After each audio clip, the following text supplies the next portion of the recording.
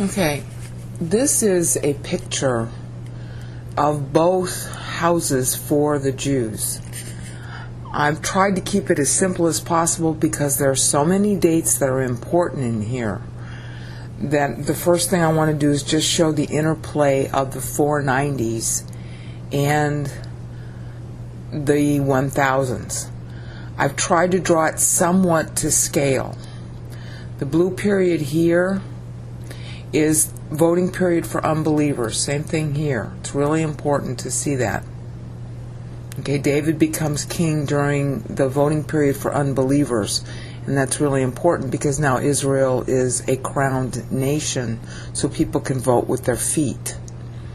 This voting period here in the center, where this part is, I couldn't color it in blue, so just assume it's blue. Something weird about this program. It won't always work the way it's supposed to. Okay, so that's the 70-year voting period for believers, and that's a 70-year voting period for believers. Now, in Part 10.0, I had left off by saying, I left us hanging with David. And so what I did was I plotted out the length of time that each person's 490 or 1000 runs as a repeat of his name. Okay, so the first line up there says Noah, and it only goes to N-O the third time to show that his 490 ran out, his 1000 rather ran out, his 490 ran out the year Abraham got his. And Abraham got his in 2046 from Adam rather than the 2100 that's showing at the bottom of the screen. But I couldn't adjust the picture enough to make it show that. So it goes Abraham, Aber. Okay, and that's the end of his 490.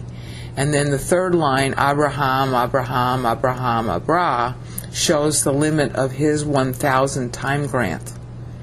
Okay? And then Joseph is beginning in 2176 from Adam, and he, as far as I can tell, he only got a 490. He didn't get a 1000. So his time limit shows there as Joseph, Joseph, Yosef.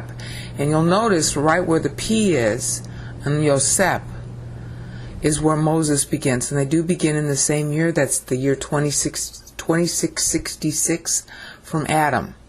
Moses actually matured before that, but he had to go back and talk to Israel for a couple of years. So when for his 81st birthday, actually, very near it, that's when the Exodus happens in 2666 from Adam. Now, if you want to convert any of these to BC-AD dates, just subtract the row of numbers at the bottom of the screen. Just subtract 4106 from it, and you'll get the real Bible dates. Scholars differ on what BC-AD dates the Exodus happened, primarily because they're not using the Bible. Okay, and when they do use the Bible, they adjust the calendar for BC-AD in the wrong way, or in a different way that you don't know what it is, and that's why we get the variance. Like, it's very common to say that the Exodus occurred in 1446 BC. That's the wrong date. The reason why they come up with that date is they're subtracting 6 years from the Roman calendar, because the Roman calendar was wrong by 6 years, but when we made our adjustments, when the Catholics made the adjustments, they somehow still lost 3 years. So you can't just back out 6 years from the Roman calendar to get our BC-AD dates. It will not tally. So that's why Christ always, people just give up and say, okay, he was born in 4 BC, or early 3 BC, late 4 BC. And that's pretty common now to do. Okay, so getting back to Moses, you'll notice that Moses, and his 490 ends right there with the end of his third name, which should be 3156. It's 2666 to 3156 if I did my math right. Let's see if I did my math right. 2666 plus 490 is 3156. So the end of his third name there is trying to show it's 3156 at that point. Okay, that was the deadline for the construction of the first temple. And it actually did begin in the same year as his 490 ran out. All right? And this is Moses, the longer line here is Moses 1000. And that goes from 2666 to 3666. That's kind of a no-brainer. What's not so easy to explain is David. David has, as far as I can tell from the Bible, at least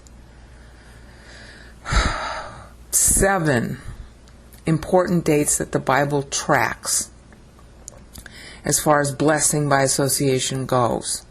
Remember, this is all blessing by association doctrine. I learned it from my pastor, but he didn't know about these 490s being a continuum, or at least he didn't ever teach it completely. Maybe he knew, but he didn't have time to teach it. I'm not sure yet. But in the Bible, you can prove it. For example, David was crowned at Hebron at our equivalent of 1010 BC. I'm not sure what month, and it's going to matter, but I haven't refined it yet. That is equivalent to 3096 in years from Adam. The 490 that ends there is at what we would call 520 BC. And that's really important because the temple was down at that point and started to be reconstructed, okay, just a couple of years prior. All right, in other words, the temple foundation was laid in 537 BC. Then there's all this problem, partly due to the revolution after Cyrus. And in 522, 521 BC, Haggai goes to Zerubbabel and says, hey, listen, God says you should start rebuilding again. That's in Haggai 2. And the Christ's birth date on 25 Kislev is given as the promise, because that's the same as the date that the foundation of the temple was laid, the second temple, in 537, 538. So David's 490 from Hebron was still running and was just about to expire. So I think that's an important point that needs further research. The more easy to track 490 is David being crowned at Jerusalem.